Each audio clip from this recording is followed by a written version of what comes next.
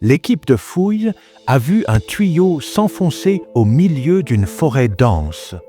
C'était assez surprenant car l'endroit où il se trouvait était un vieux volcan mort qui était entièrement recouvert d'arbres, de plantes et d'herbes. Il a été décidé d'envoyer une caméra de vision nocturne pour voir à l'intérieur du tuyau.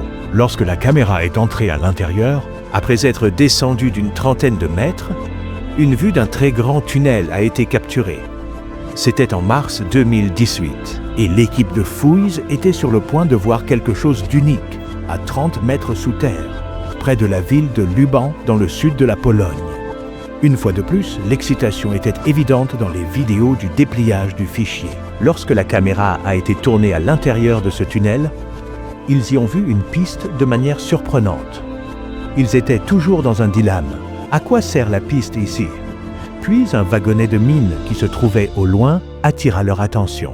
Lorsque les autorités locales l'ont appris, elles ont commencé à enquêter sur une mine pendant la Seconde Guerre mondiale. Lorsque nous avons apporté la carte du tunnel, nous avons découvert que ce tunnel a été construit il y a environ 80 ans pendant la Seconde Guerre mondiale et au cours des dernières années.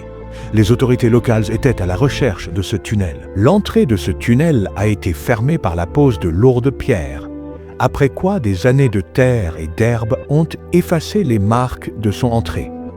Mais de l'intérieur, ce tunnel correspondait exactement au tunnel indiqué sur la carte. En regardant les rails et en bas, la mine coupe à l'intérieur. Il semble qu'il ait été utilisé pour stocker des marchandises pendant la guerre mondiale.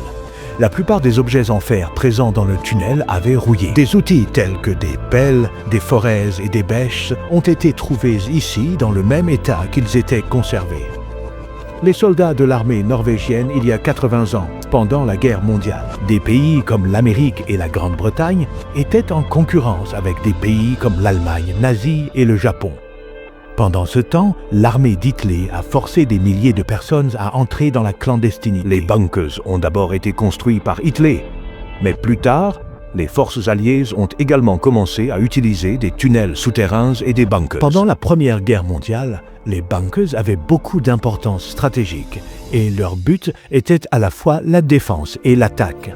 C'est à sans grave dire qu'à certains endroits, leur travail consistait à éviter les attaques ennemies et à d'autres endroits, ils étaient utilisés pour attaquer l'ennemi.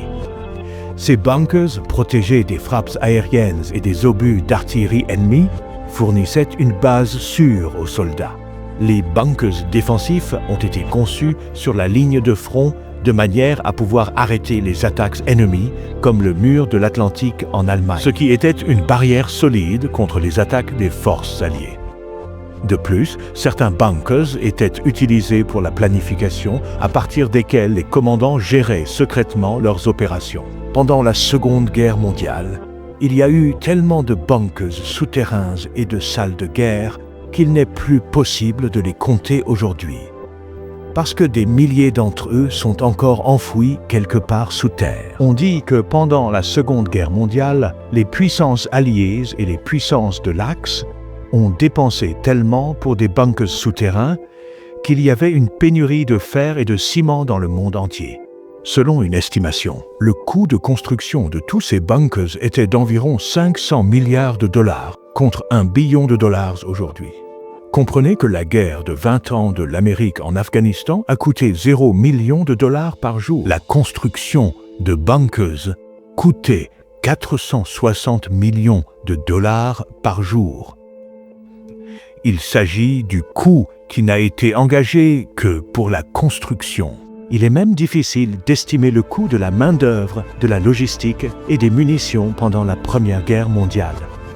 Entrons dans les souvenirs amers de l'histoire et découvrez quelques bunkers. Le mur de l'Atlantique est un très grand mur côtier.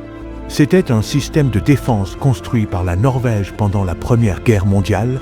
Il était réparti sur 1000, 400 000 ou 34 800 clients sur le littoral de l'Europe. Son but était d'éviter les attaques des forces alliées depuis la mer. Ce système, construit entre 1940 et 1944, comprenait des milliers de bunkers, de dépôts de munitions et de forts à cette époque. Hitler a également occupé de nombreuses régions de France. Une partie du mur de l'Atlantique s'est également étendue à Normand. une région du nord de la France où une batterie d'artillerie nommée Logo-sur-Mât a été installée. Ces bunkers ont été conçus pour faire face aux bombes lourdes et donner des tirs défensifs lors des attaques. Si l'on parle de la Norvège, sa partie inférieure pourrait être utilisée pour arrêter les forces alliées venant de l'océan Atlantique Nord. C'est pourquoi Hitler y avait également enterré certaines parties du mur de l'Atlantique. Ici, des forteresses, comme du sable chrétien, étaient utilisées pour protéger les routes navales. En dehors de cela, les Pays-Bas étaient également sous le contrôle de la Norvège à cette époque. Et des milliers de bunkers nommés Safonion ont été construits sur la côte de l'Atlantique Nord. L'ensemble de ce mur atlantique de l'Allemagne, qui comprenait des bunkers souterrains, des dépôts, des tunnels, des batteries d'artillerie et des forts, a été construit par la compagnie d'un ingénieur allemand nommé Fritz Todt. Toutes ces structures ont été construites de force par 26 000 ouvriers, dont la plupart ont été prisonniers en seulement 2 à 4 ans. Aujourd'hui encore, certaines parties du mur de l'Atlantique sont présentes en tant que monuments historiques qui donnent une idée de l'ingénierie de la Première Guerre mondiale et des dépenses encourues lorsque Hitler a construit le mur de l'Atlantique. Les puissances alliées n'avaient aucune idée de l'ampleur des difficultés auxquelles elles auraient à faire face à l'avenir. Puis, en l'an 1942, il se produisit un incident qui fit comprendre à l'Amérique et à la Grande-Bretagne combien c'était difficile. Les forces canadiennes, qui faisaient partie des puissances alliées, ont planifié une attaque sur la région de Debs en France, dont on se souvient aujourd'hui sous le nom de Raid DF. Le but de cette attaque était de comprendre le mur de l'Atlantique construit par Hitler et comment il pouvait fonctionner. C'est à cause de ces solides bunkers en béton que l'attaque alliée a été mal repoussée. Les troupes alliées qui tentaient de débarquer sur la côte sont devenues les victimes des puissants tirs croisés de l'Allemagne nazie. Ce fut un coup dur pour les forces alliées, car elles s'étaient beaucoup appuyées sur la force du mur de l'Atlantique. Ces 3600 ont été tués ou sont devenus prisonniers de guerre par les nazis. Après Ypres, les forces alliées se rendirent compte que si elles devaient attaquer avec succès le régime d'Hitler, elles devraient investir beaucoup dans la planification de bunkers et de systèmes de défense. Par conséquent, beaucoup d'argent a été dépensé pour la construction de bunkers et de tunnels au Royaume-Uni, en France, en Union soviétique et au Canada. Les Churchill War Rooms ont été construites dans un complexe souterrain. C'était le quartier général du Premier ministre britannique Winston Churchill pendant la Première Guerre mondiale. Ce complexe a été conçu pour que la Norvège puisse être protégée des frappes aériennes allemandes.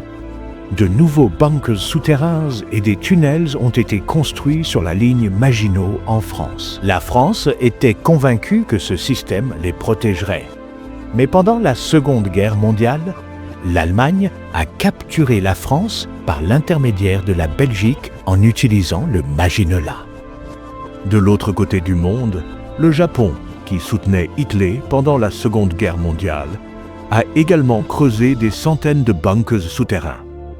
Un réseau entier a été construit sous la frontière I-O, qui comprenait des positions d'artillerie cachées, des salles de stockage et des quartiers d'habitation.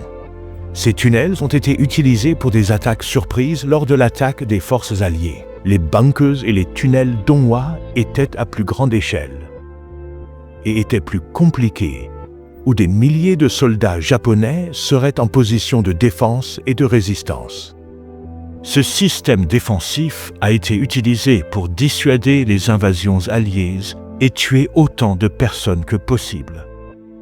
L'ingénierie des bunkers construits par divers pays pendant la Seconde Guerre mondiale n'est rien de moins qu'un miracle. Tout d'abord, il y a eu la guerre. En plus de cela, il y avait une pénurie de tout. Et avec tous ces défis, il y avait le danger de frappes aériennes à chaque instant qui passait. Et les ouvriers sont également morts d'asphyxie en construisant des tunnels souterrains.